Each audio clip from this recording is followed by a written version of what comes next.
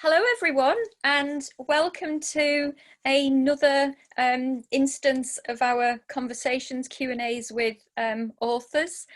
Tonight we have Kathryn Mannix, author of With the End in Mind, Dying, Death and Wisdom in an Age of Denial. I'll have a few introductions to just to start us off. So I'm Dr Kathryn Mannix. I'm an Associate Professor of Modern and Contemporary Literature at Northumbria University, and I'm facilitating this evening really our conversation with Kathryn because I'm researching death memoirs in contemporary culture. Bit of background about the Death Positive Library. It's a project in partnership with Redbridge Libraries in Yorkshire, Redbridge Libraries in London, sorry, Kirklees in Yorkshire and Newcastle Libraries, and Northumbria University's Stacey Pizzolides, who works with me in design. We're funded by Wolfson, Carnegie and Wellcome Trust, so thank you as well for their support for the project. The aim is to share books and research on death and dying with the public, and we have a list of reading posted on Facebook that might be of some use to you, and this is related to some of the ideas that we're discussing this evening. We also have some evaluation questions for you, and these are really important so that we can plan future events. So please, if you feel comfortable doing so, please do answer those. Another bit of housekeeping in terms of listeners submitting questions. You can submit a question via the panel in Zoom. So please do that if you've got any questions for Kathryn. So Kathryn's background.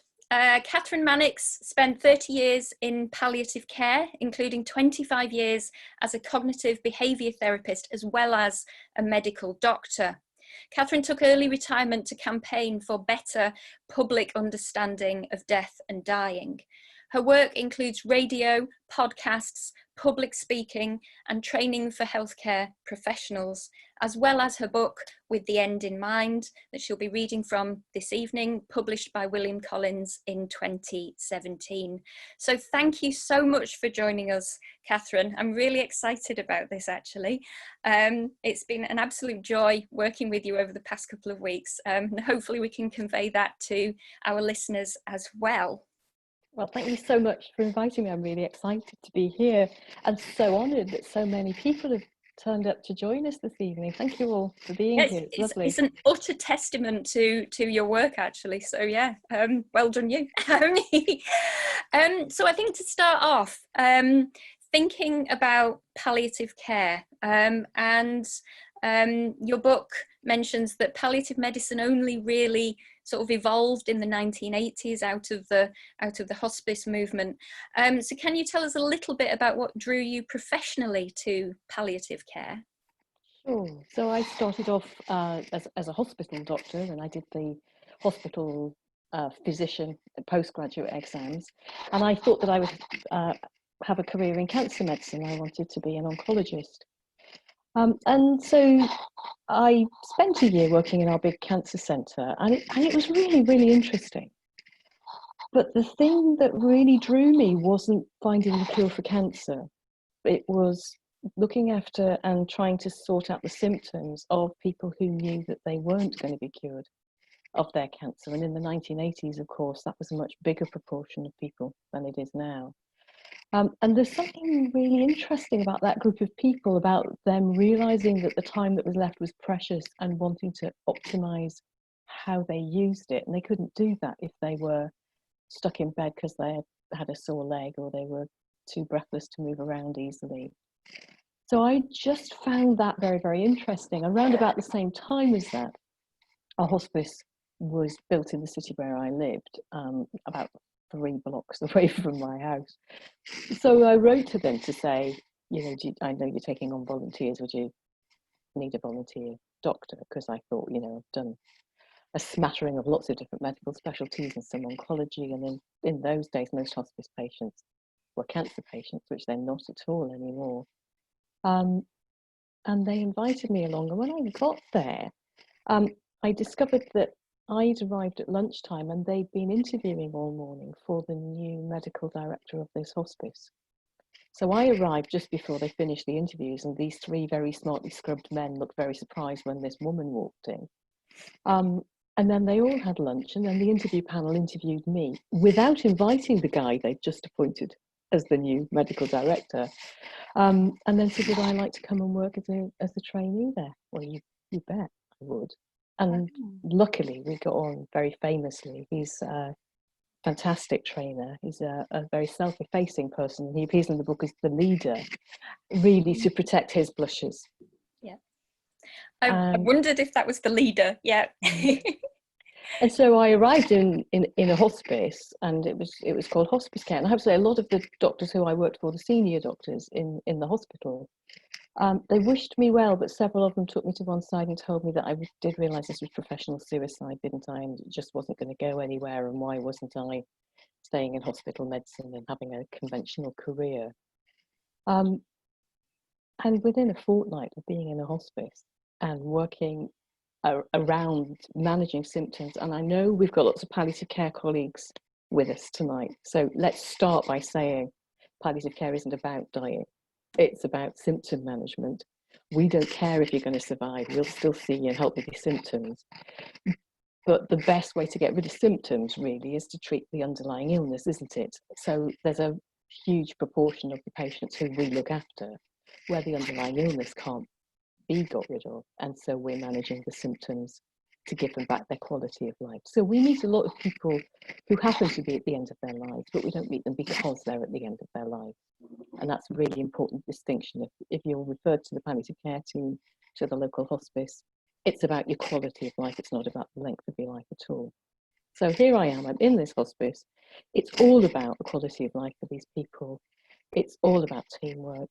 It's all about whole people in their families. It's not just about the pain in the leg or the breathlessness or where the lumps are. And I have to say that most doctors and nurses in hospital and primary care, they also try to look at the whole person, but what we have in palliative care is time to do that in a much more effective way. And I never looked back. I loved every minute of it, and I loved it as much the day I retired, by that time working in a hospital palliative care team, as I had that first month when I just couldn't believe my good fortune. Your generosity of spirit, I think, and your care for people, I found utterly palpable in terms of the book, actually. And one of the things that really struck me was when you were saying that you often sit on the floor. I thought that was so, yeah, evocative of yeah, you know, the fact that you wanted to spend time with people, and it wasn't just about kind of, you know, dashing in and the kind of the limitations of time that obviously an awful lot of doctors in the NHS have. And so that idea of sitting down on the floor or sitting with a patient and with family, I thought was really powerful. There's something about getting into a relationship with people. This is a really, really particular time in the life of not just the person who's the patient, but everybody who loves that person as well. This is the last part of their precious time together. And we are asking for quite intimate information, really, aren't we, about how they're dealing with it, how they're managing emotionally, whether they have concerns about how the people who will survive them will be in their bereavement. Sometimes knowing who to follow up in bereavement is a gift from the person who's dying, who says, keep an eye on, you know, this particular relative or friend of mine afterwards. And you can't do that if there's a hierarchical relationship. It's got to be a relationship of equals. So seeing people in their own home is one of the ways that happens, where they call the shots. It's their house, you're their guest.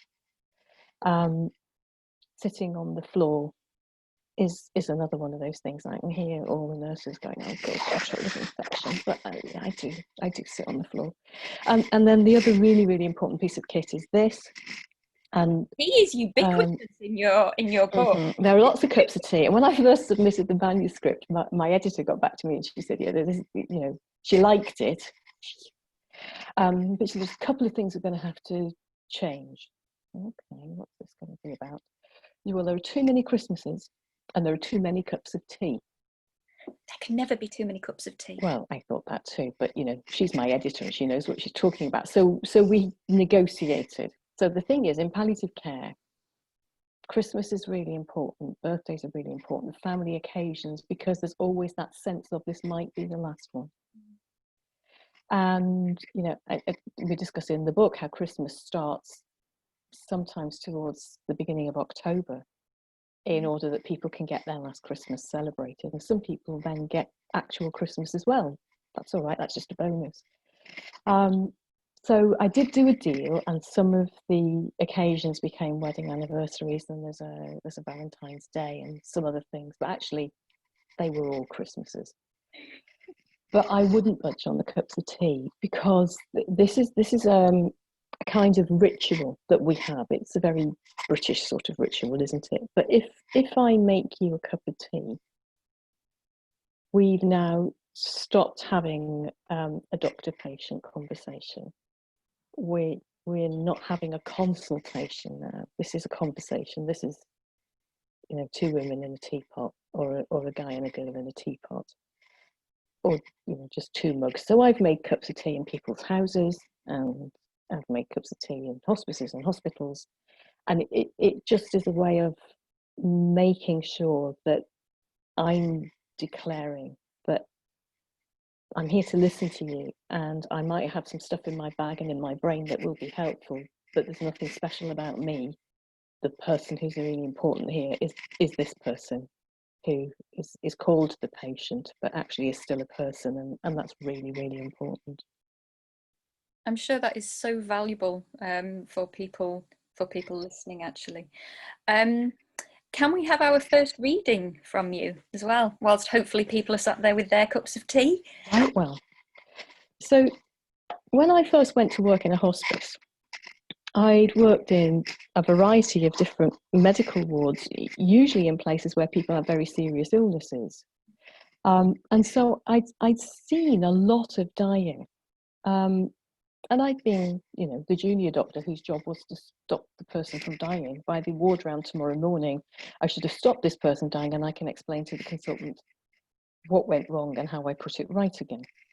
And now here was a place where if the person was dying, then our job was to make sure that it was comfortable and dignified, not to try and stop it, which is a really different attitude to death. And in the hospice, we had a lady who had been a member of the French resistance. She was a remarkable woman. And in the book, I call her Sabine. And she was very, very frightened of dying really uncomfortably. And she was frightened of dying in pain, not because she was frightened of the pain, but because she thought that if she died in agony, and she believed it would be agony, that she would despair, and if she were to despair, that would be a mortal sin on her deathbed, because she was a French Catholic. And if she were to die in a state of mortal sin, she would be separated for all eternity from her beloved husband, who died a few years earlier, and she was quite convinced that he was in heaven. So she told this to one of the nurses, and the nurse came and told my boss this, and my boss went to chat to her. And part of the backstory for this is that he was fluently bilingual, so usually he chatted to her in French, and she used to flirt with him, and we used to stand at the other side of the room and watch and laugh. So off he went to see Sabine, and he told me that I should come with him, and obviously the nurse that she confided in came with us as well. Sabine was delighted to see him. He greeted her in French and asked her permission to sit down. She sparkled and patted the bed, indicating where he should sit. The nurse sat in the bedside chair. I grabbed a low stool and squatted down on it in a position from which I could see Sabine's face. There were French pleasantries, and then our leader came to the point. Your nurse told me that you have some worries. I'm so glad you told her. Would you like to discuss this with me? Sabine agreed.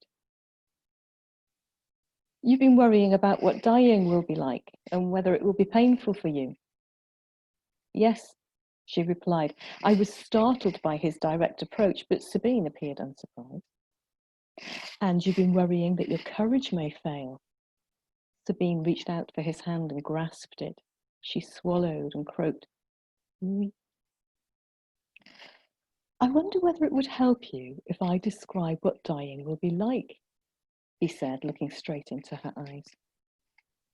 If he describes what? I heard myself shriek in my head. "Let's talk about your illness," said our leader. "First of all, let's talk about pain. Has this been a very painful illness so far?" She shakes her head. He takes up her medication chart and points out to her that she's taking no regular painkillers, only occasional doses of a drug for colicky pain in her tummy.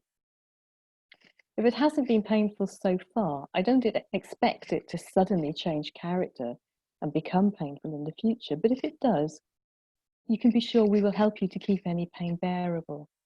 Can you trust us to do that?" "Yes, I trust you." He continues, "It's a funny thing that in many different illnesses that cause people to become weaker, their experience towards the end of life is very similar. I've seen this many times. Shall I tell you what we see? If you want me to stop at any point, you just tell me and I will stop." She nods, holding his gaze. "Well, the first thing we notice is that people are more tired. Their illness saps their energy. I think you're already noticing that." Another nod. She takes his hand again. "As time goes by, people become more tired, more weary. They need to sleep more to boost their energy levels. Have you noticed that if you have a sleep during the day, you feel less weary for a while when you wake up?" Her posture is changing. She's sitting up straighter. Her eyes are locked on his face. She nods. "Well, that tells us that you're following the usual pattern. What we expect to happen from now on is just that you'll be progressively more tired and you'll need longer sleeps and less time awake." Job done. I think she can expect to be sleepy. Let's go. But our leader continues talking. "As time goes by," he says, "we find that people begin to spend more time sleeping. And some of that time, they're even more deeply asleep. They slip into a coma.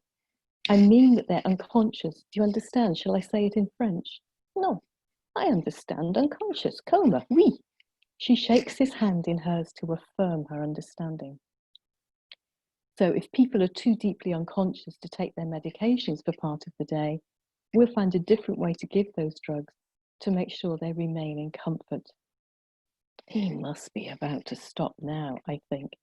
I'm surprised that he's told us so much. But he continues, his gaze locked onto hers. "We see people spending more time asleep and less time awake. Sometimes when they appear to be only asleep, they're actually unconscious. Yet when they wake up, they tell us they've had a good sleep. It seems we don't notice that we become unconscious. And so, at the very end of life, a person is simply unconscious all of the time. And then their breathing starts to change, sometimes deep and slow, sometimes shallow and faster, and then very gently, the breathing slows down and very gently stops. No sudden rush of pain at the end, no feeling of fading away, no panic, just very, very peaceful." She is leaning towards him. She picks up his hand and draws it to her lips and very gently kisses it with great reverence.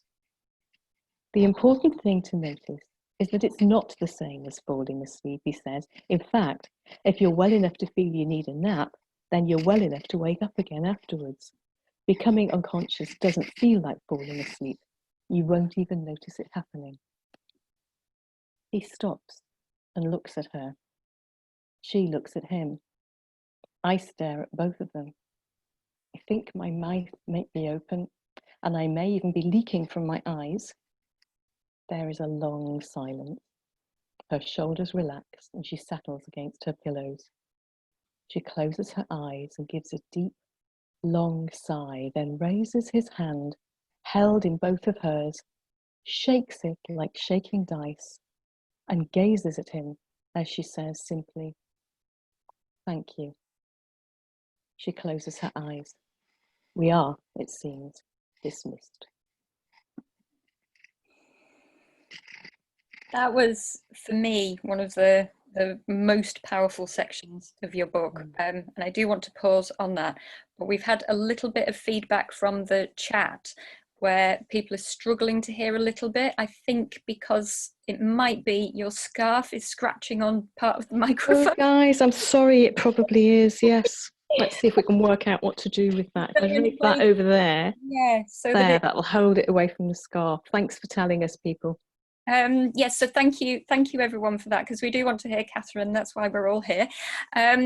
So yeah, that was incredibly powerful, and I imagine you know, I found myself thinking of my own grandmother and my aunt, for instance, and just the consolation of knowing that dying is actually not this kind of agonizing experience, and that it's being managed very carefully and very sympathetically.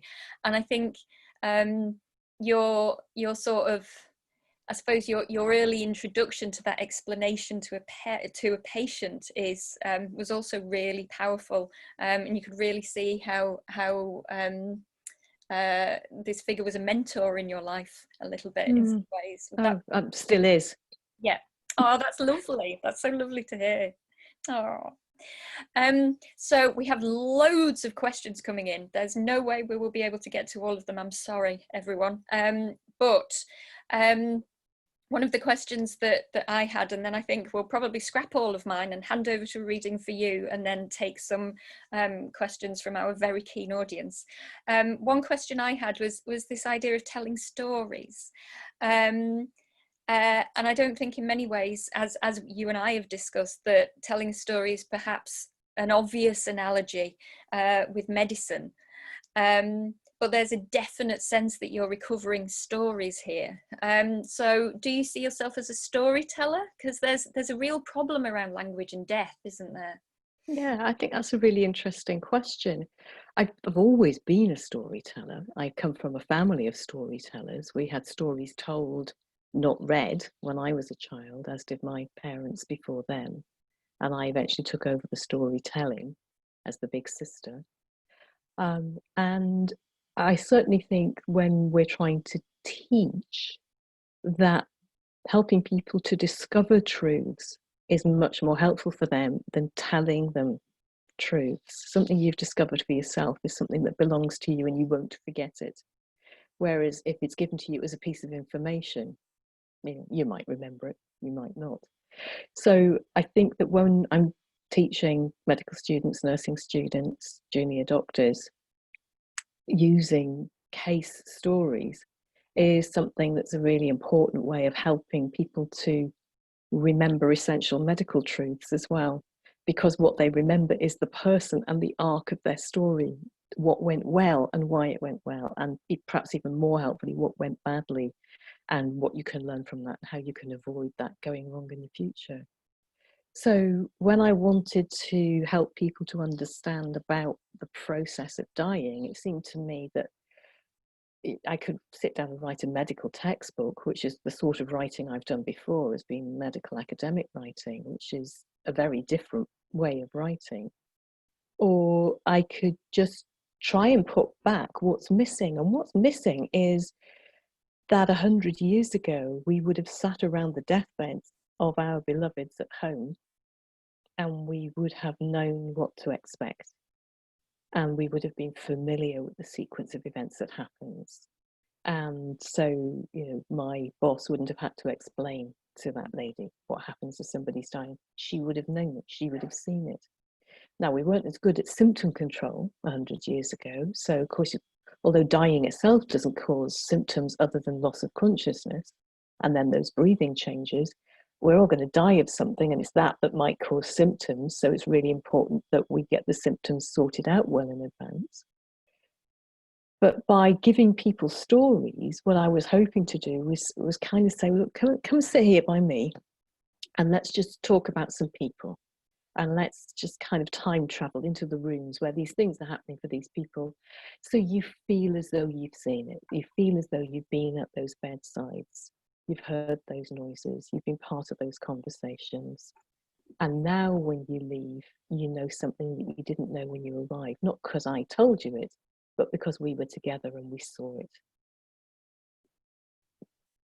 I want to take a very quick question that's related to many of these discussions, and it's from Katie, and I think it's one that you can probably answer quite quickly because it's something that you also cover in the book, but this seemed really important to me. So she said, my sister died in a hospice last year, and something that haunts my mum is that she seemed to be groaning at the end. Did this mean she was suffering? And I know you discussed this, but if you could quickly sort of articulate.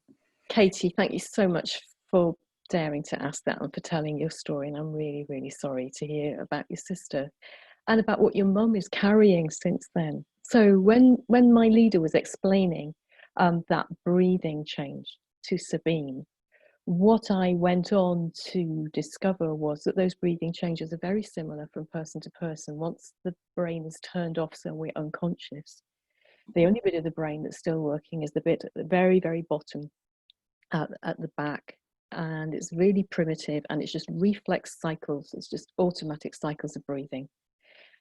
Nothing else is taking any notice. So we can't feel our throat anymore. We can't feel our body anymore.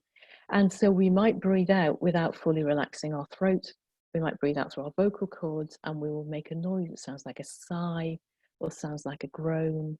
And I've very often had to go to bedsides and just check out with families, because obviously we want to check the person hasn't got pain, and it's always this automatic breathing. At other phases in that breathing cycle, it can be shallow but quite fast. And if you didn't know different, you would think the person was perhaps panting and breathless.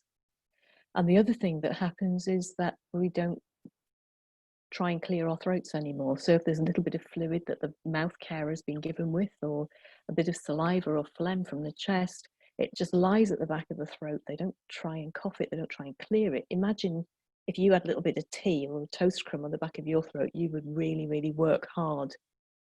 But that really sensitive bit at the back of the throat, we can't feel it anymore.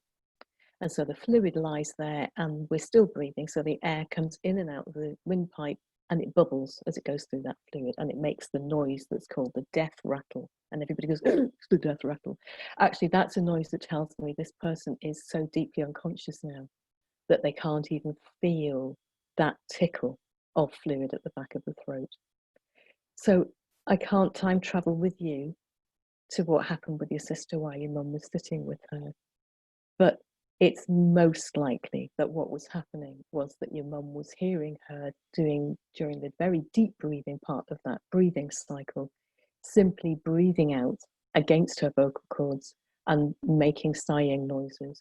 Now, I've had that conversation with hundreds and hundreds of families, and then I sat with my beloved Nana when she was dying in hospital. And this is in the book. And I'm sitting and I'm listening to those noises, and I'm thinking, is she trying to talk to me? Is she groaning? Is she okay? So half of my head was being the desperately sad granddaughter, and the other half of my head was saying, you know what this is. You've seen this hundreds of times, but when it's your beloved person, it's much harder for you to settle in your mind that that is what it is. And I really hope that that's what it was for your sister, and I believe it almost certainly was. Thank you, Katherine.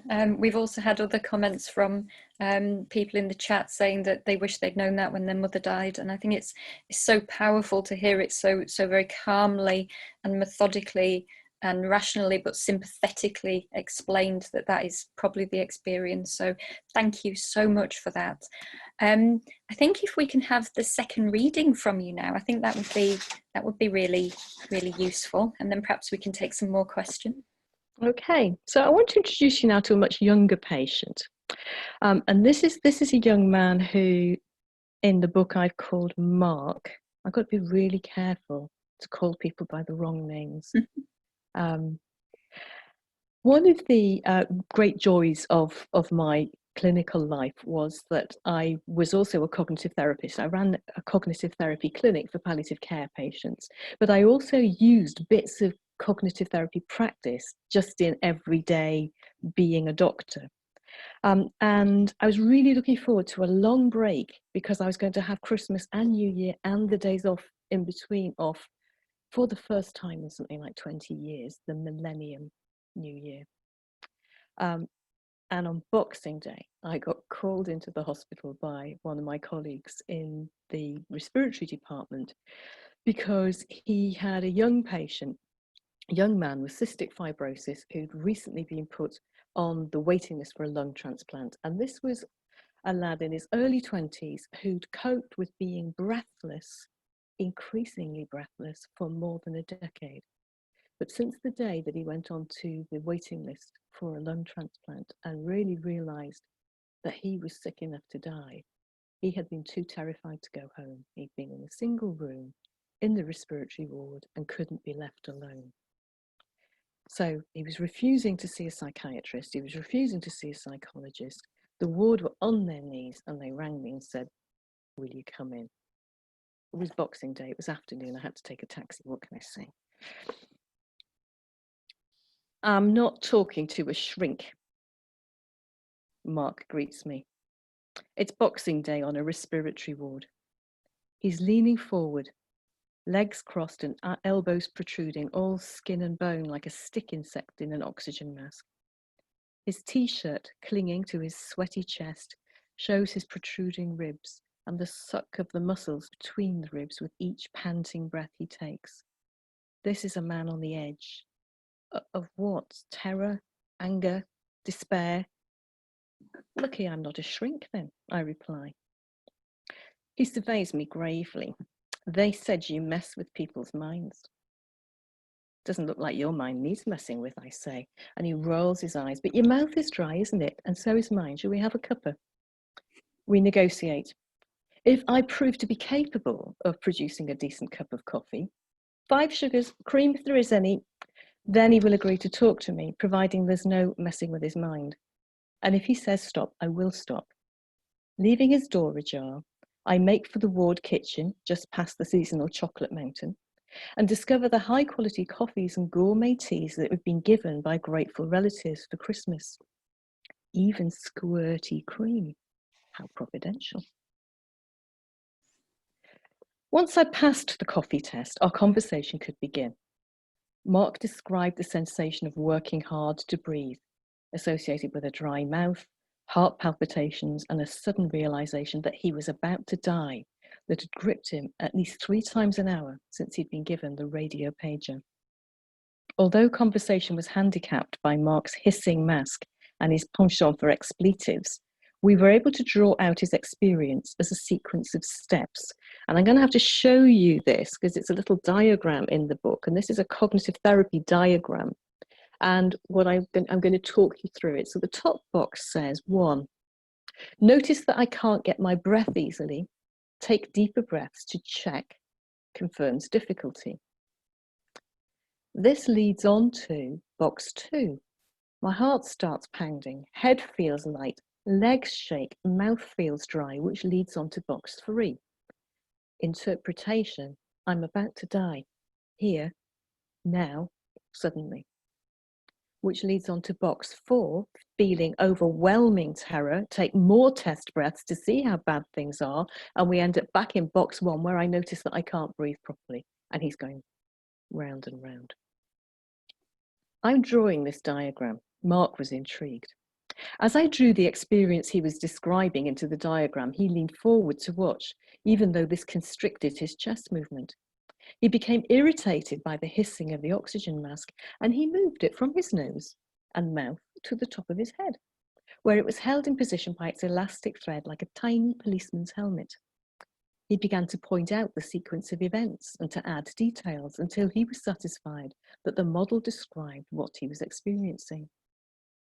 "What do you make of that?" I asked him. He pondered. He took the paper and pen and emphasized the arrows. He underlined the word terror. "It's a vicious circle," he declared. "Absolutely. So let's just consider for a moment," I suggested, because that experience looks really horrible. I'm not surprised you can't sleep or be left on your own. How many times has that happened to you now? Together, we calculated that it had happened at least 3 times an hour, at least 20 hours a day, because he dozed off occasionally at night, for the past 5 days. That added up to around 300 episodes of feeling he was about to die any second. How exhausting. Okay, I invited him to reflect. You've felt on the brink of death 300 times in the last few days. He agreed. And how many times have you actually died? He blinked and shook his head. Well, how many times has the resuscitation team come in to save you? I said. Shaking his head, he regarded me suspiciously. There was something vague and inappropriately comical about the oxygen mask perched on the top of his head. Perhaps you've passed out? I asked. No, apparently not. So what do you make of this belief that you're about to die at any moment then? It's happened 300 times and it hasn't yet caused you to collapse, faint, or die. There was a long pause. He took a deep breath, then exhaled slowly and in quite a controlled way. We had been talking for 45 minutes. He isn't using the oxygen, and he hasn't missed it. Time to test out a theory. It's probably time I asked why you're wearing your mask on the top of your head, I said. He started, dropped the piece of paper and grabbed the mask, suddenly breathing rapidly and with his eyes rolling in terror. I held the diagram in front of him and asked him where in the vicious circle he found himself. He jabbed a finger at terror and continued to pant. I asked him why he thought he needed oxygen now when he'd worn the mask on his head for more than 30 minutes without missing it at all. When you feel ready, Mark, I wonder whether you could lift the mask away from your nose again, I said, while he panted and swore with astonishing fluency inside the mask. Gradually, the heaving of his chest slowed. Cautiously, he raised the mask off his nose and removed the elastic from round his head so he could hold the mask in his right hand while picking up the diagram with his left. He grinned at me tentatively. It's panic, isn't it? He said. Bingo. Absolutely right. Got it in one.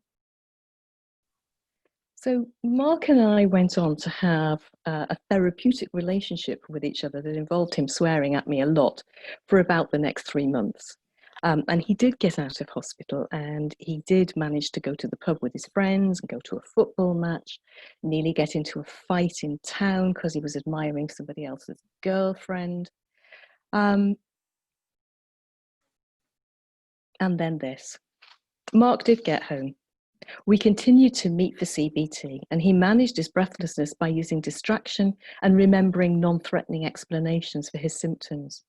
This worked for 3 months, but with no lung transplant available, he developed another chest infection that tipped him back into hospital. The ward team phoned me on a Saturday to say that Mark was dying and did I want to see him. Does he want me to? Yes. Are his parents there? Yes. Come and check there isn't anything we're missing, they said. I was glad to go. Mark's favourite physio had also come in on her day off and was in his room along with Mark's parents and the ward sister. All were solemn and red-eyed. Goodbye is always hard. Oh, it's you, he greeted me, lying in a fetal position, propped up by pillows and with oxygen pipes up his nose. He was breathing very fast and was only able to say 1 or 2 words per breath.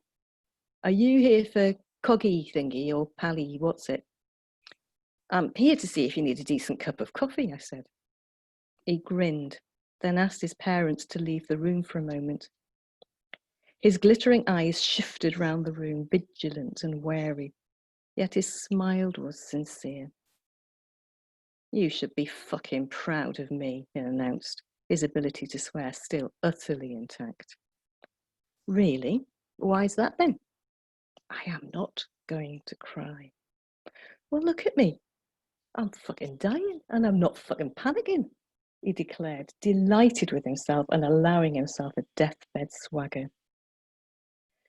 Smiling tearfully at each other. Okay, so perhaps I am going to cry. We both understood that this was Mark's great moment of personal triumph. He realised that he was dying. He was about to be given drugs to relieve his breathlessness, and he knew they would make him sleepy. He'd already told his mum that he couldn't bear to see her being sad, So she must wait outside and his dad would keep watch while he was dying. Using cognitive therapy principles that he'd been practicing for only a few weeks, Mark had managed his distress, planned his deathbed, and as he said, he was not panicking. He'd learned not to fear his fear, and he guarded his peace of mind heroically to the last.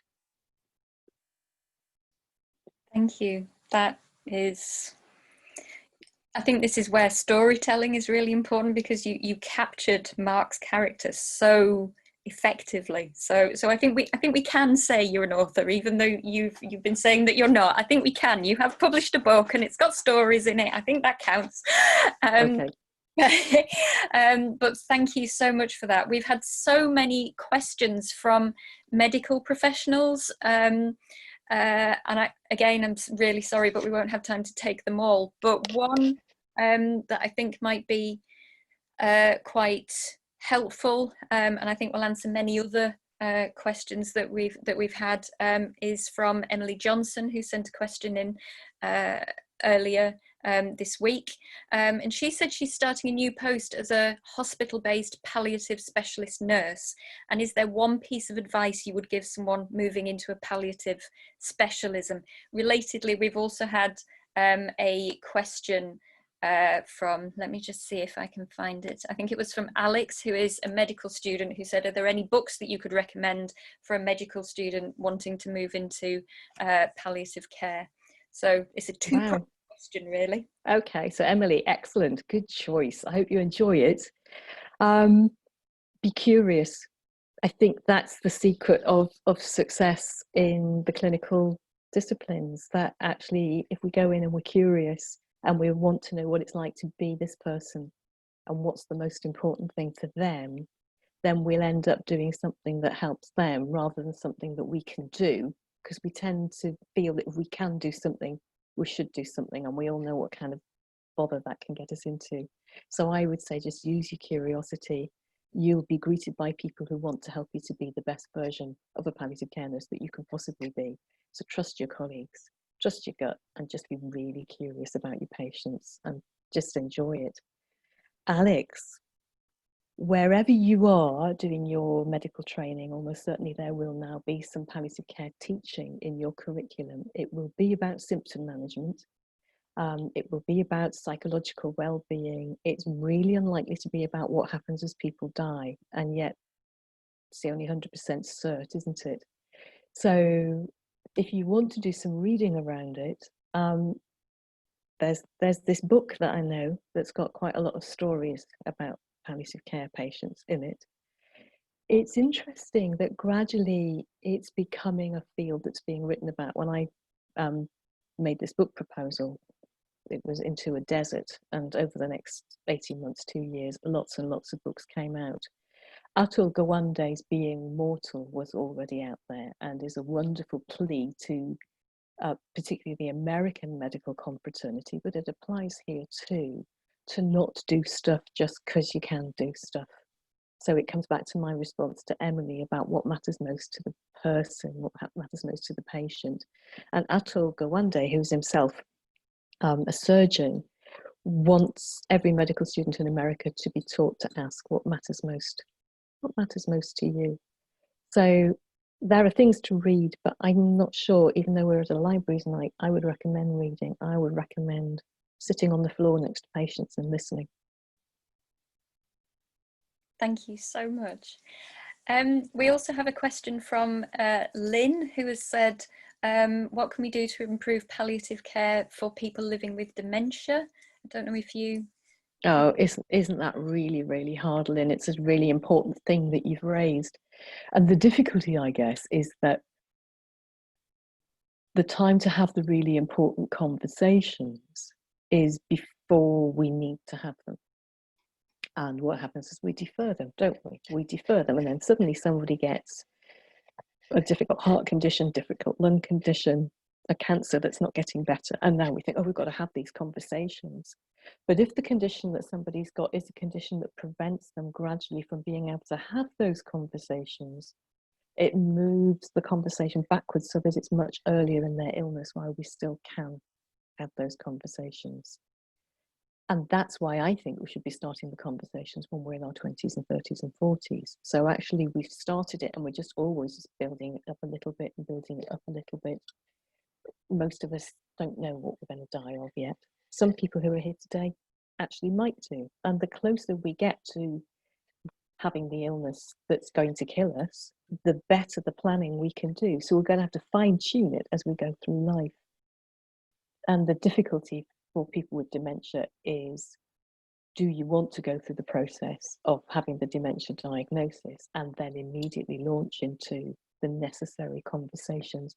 And people very often feel that it's too much. And I've done this journey in my own family. And it's so much easier to have talked about it than to get to a place where you wish you could talk about it and it's too late. And also, what's really interesting is the person who's unwell often is quite sympathetic to how awkward we all feel.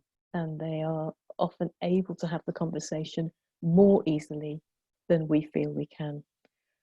For dementia, the palliative care equivalent are the CPNs, the nurses who work with dementia patients, and Admiral nurses. And if you can get some help so that there's a person to broker the conversations with you, that might be helpful as well. But it's terribly difficult, really sad. And it's another symptom of us not starting the conversation much earlier in our lives.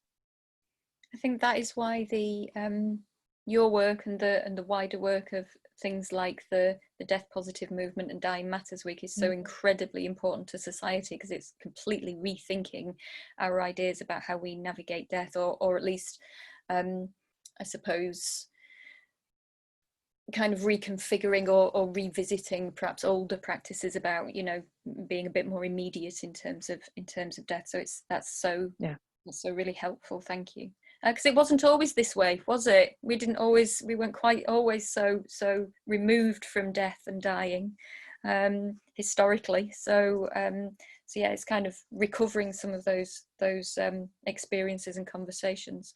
You're absolutely right. And it's also about demedicalizing it, isn't it? Well, because we got so very clever with medicine, particularly in the second half of the 20th century, it was fantastic to be able to send for an ambulance that after 1948 you didn't have to pay for, to send somebody into hospital that you didn't have to pay for, where they used these newfangled antibiotics to stop you from dying of, you know, my maternal grandfather died of a ruptured appendix. No antibiotics in the 1930s. Yeah. So we got into a habit of sending people sick enough to die to hospital where they would stop them from dying, and that was entirely the right thing to do. But then we'd never got out of the habit when the time of their life where dying was the next thing that was going to happen came along. We still send them into hospital. And so we've completely medicalized dying and defamiliarized ourselves.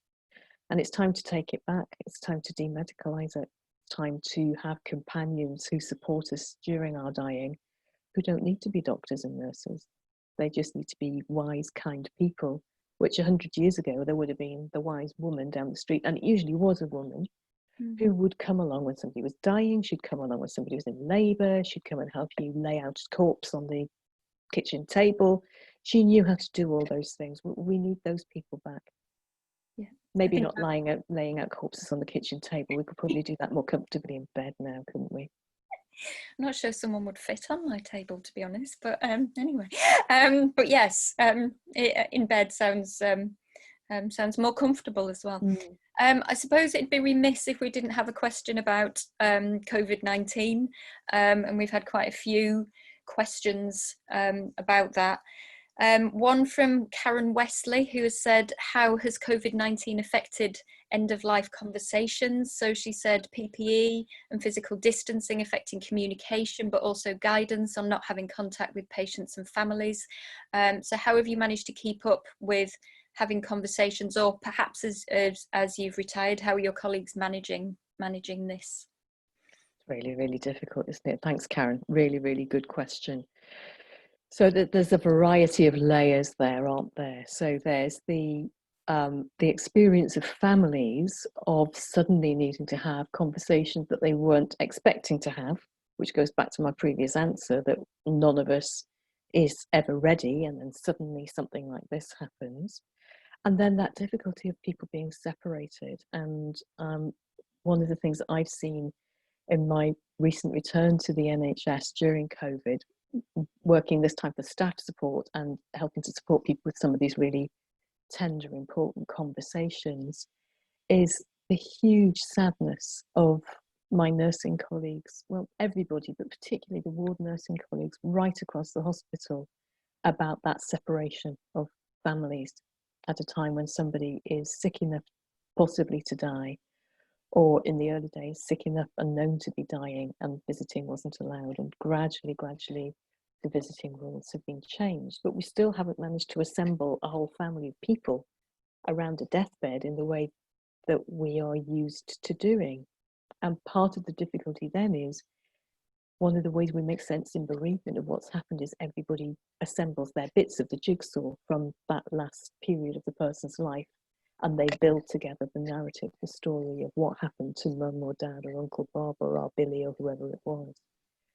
So families have been separated. That's going to be so much more difficult for them during their bereavement. And then when we try to talk to people, either it's a telephone call to a person we've never met, so we can't see them, or we're wearing a kind of shiny visor with all the lights shining off it, and behind the shiny visor we're wearing a mask. So there's that much of us partly visible.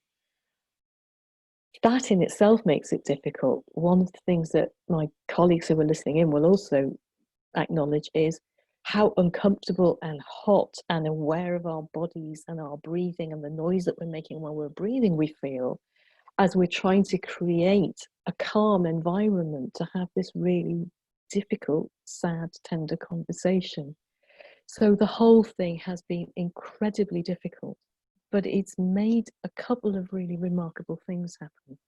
One is that it's really opened up the public conversation about dying and what treatments people want and how much treatment is too much treatment, and people becoming aware that actually, you know, I mightn't mind going into hospital, but I definitely don't want the tube down my throat and to be put on a ventilator for some people, or give me everything you've got, I just want to survive, for other people. Or I've been married for 60 years, my wife is shielding, if I get sick, I'm not going into hospital, I'd rather die at home with this person I love, at least in voice contact with me, than for us to abandon each other at this point in our lives. So the public conversations around death and dying have started to change.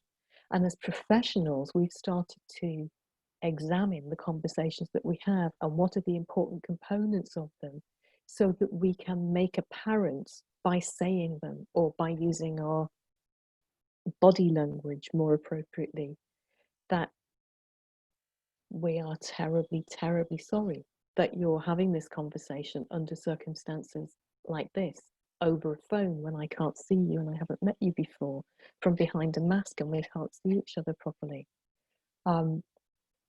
Ordinarily, they would be able to see us and know how sad we felt. We've got to say it. We've got to be able to help them to be with their beloved person as much as they possibly can be. And we've got volunteers in some hospitals, we've got extra nurses on wards in other hospitals where they've closed standard services to augment the COVID services, people taking telephones and tablets to the bedside so people can talk to their families. I've had several stories now about grandchildren telling stories and singing songs to grandparents, some of them who were in that state of unconsciousness where, you know, I said before, everything in the brain is switched off, but there is some suggestion that maybe hearing is the last thing to switch off. So maybe the last thing that some of those people actually heard was their grandchildren singing to them. It's been really, really hard for everybody. And it's been such a learning experience for us all. And there'll be lots and lots of people. I mean, there are over 300 of us in this room together today. There'll be a significant number of us who've been bereaved by COVID during this time, or have had a death happen during COVID and haven't been able to get together because of it, haven't been able to have the sort of funeral we would want to have. It's been a real change maker for all of us. Hasn't been terribly, terribly difficult. And I think that relationship that you described between the caring professions and patients or people experiencing care and or dying. I saw a little photograph of a doctor, I think it was on Twitter, who'd put a huge picture of his own face smiling, I think on his chest. So he I think he particularly worked with children, and he sort of wanted people to see his face. Yeah. Because obviously, as you say, you've just got those just your eyes, and you can't get the nuance of people's expressions. And I thought that was heartbreaking, but also so inspiring. Yeah. It's been really, really important, and sometimes what they've been able to do in hospital for people with learning disabilities, for people whose mental health is such that they're very, very concrete thinkers, who can't work out that you and the person with the mask on are the same person, is to be able to look at them through the ward window and wave, and then put the mask on, and then put the visor on, and then go in, and it's clearly still you. And for people who use lip reading as their main method of communication, of course, it's an absolute nightmare. Terribly, terribly difficult. There are all manner of equality and diversity issues with that. And also thinking back to our previous question about dementia, I imagine that is horrendous, to be, you know, dying, experiencing dementia, and then you've got, you know, full people greeting you with full PPE on. But I think it's also heartening, and I think probably our audience would say likewise, that there are so many caring people who are looking after our dying at the moment. And thank you so much, Dr. Mannix, for that, for all of your incredible hard work and the work that you continue to do. I am very aware that we will be overrunning, but I noticed that we've had a little comment in the chat box saying, could we just have a couple more minutes? So is that all right with you if we answer one more? That's fine for me, yeah. Thank you so much. So I'm just thinking about other questions that we have. This is perhaps a bit more of a sort of bereavement question, but it's about starting those conversations about death and dying. So Karen Rice, who says that she started working with Cancer Fund for Children in Belfast, which supports children and young people through the bereavement process. And she said, is there a best way to start approaching the subject of death and bereavement? Are there conversation starters or specific tools that she could explore?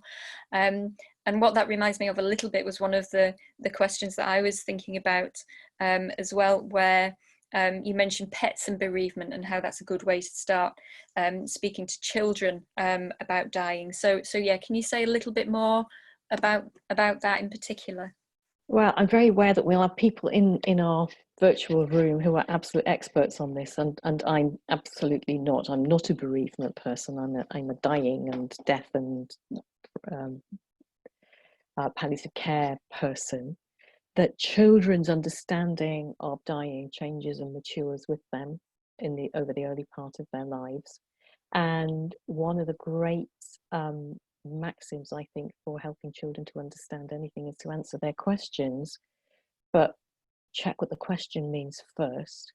So it's very like talking about sex, you know, just what do you mean by that then, Joey, is a really important clarifying thing before you launch into a huge explanation.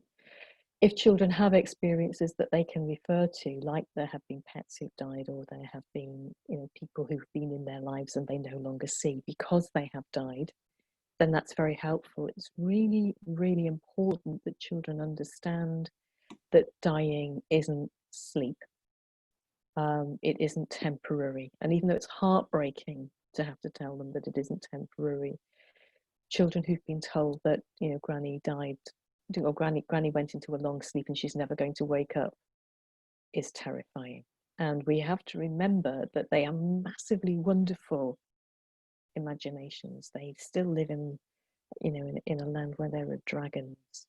So if something's happening that they're not allowed to know about, the grown-ups are all upset because their radar is absolutely fantastic, isn't it? They always know when something's not right. Then what they will start to imagine is almost always worse than what's going on. Even if the person is a parent or a sibling and is dying, it's better for them to be able to witness it, accompany it, and have conversations about it in real time that they can then reflect on later in their bereavement. And we want to protect children by keeping them from harm. So this is really about taking a long view that sadness and difficulty in the early stages will be paid off by them being able to process their grief in a healthier way afterwards. Children grieve in a very different way depending on their age. They grieve very differently from adults. They can be absolutely stricken, and 30 seconds later they're playing with a plastic dinosaur as though nothing has happened. And we know that their emotions do this, including in grieving. And everybody who is trying to help a child with grief, you know, there's help out there, and it's worth asking for expert help if you think your child or the child that you have care of is struggling, because it's so important to get it right. I think as well that the language that we use that is so often very euphemistic, which I suppose brings me back to that idea of the problem of talking about death, that even the language we use, if you're a child, that could be incredibly confusing. You know, Granny's gone to sleep, or, you know, Uncle Jeff is, you know, well, he's you know, he's gone to the next room, or he's up in the clouds, or Yeah. and some of those things can be just incredibly, I imagine, disorientating as a child. So yeah, I noticed in one of the comments someone has said we should say dead, death, and dying, because Absolutely have to use our D words. And even when we've done our very best, there's a story in the book of the dying goldfish. And the reason we had goldfish was so that they would die before the old people in the family. But actually, my granddad beat the first goldfish to it. Turns out only by a few hours. So while I'm away saying goodbye to my granddad, the goldfish died. And my daughter told me that she put it in a jug in the fridge for me so that I could see it when I got home, which was marvellous. So we did this thing of looking at the goldfish. So we've got it on a tissue and we're looking at this goldfish, and I'm explaining that it's dead, not asleep. It doesn't know anything, it isn't breathing. Its little goldfish heart isn't beating, it isn't swimming, it isn't missing being in the water. It doesn't even know it's dead.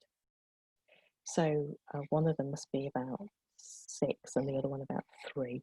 And they're being very solemn about it. And, you know, we're touching it and turning it over and nothing happens. And then I explain how dead things turn back into soil. And that's a great way of nature going back to itself. So if we were to put this fish in the soil in our garden, as it turns back into soil, it would help the flowers to grow wherever we put it. So they choose their favourite flowering bush, and Big Brother digs a hole and we wrap it in a little tissue and we stick it in, pat it down. And I think we've done really, really well, until my 3-year-old daughter a few weeks later told one of her aunties that the fish got very sick, so Mummy put it down a hole. And she clearly hadn't got it at all. So the other bit about dealing with death with children is we do have to keep going back and checking, getting them to tell us the story as they've understood it, just to hear whether they've added some bits, invented some bits, forgotten some bits. And it will be a narrative that will gradually build up for them. So storytelling, but yeah, really use your D words. Thank you. I think that might be a lovely place to conclude. Storytelling using the D word. Dr. Kathryn Mannix, thank you so much for joining us this evening. This has been an absolute joy, and I hope our audience feel very much the same. I think we can carry on the conversation if you want to head over to our Facebook page, because there's so many questions that we haven't been able to answer, but perhaps if you want to continue the conversation amongst yourselves. Just as a brief announcement, keep an eye out for future events if you want to follow the Death Positive Library on Instagram or indeed on Facebook. We will be speaking to John Troyer, author of The Technology of the Human Corpse, in September. So keep an eye out for future events. And thank you so much to Katherine and indeed to our listeners. Well, thanks everybody for great questions, and thanks Claire for that really, really great conversation. Really enjoyed it. Thank you. Bye everyone, thanks. Bye everyone, thank you.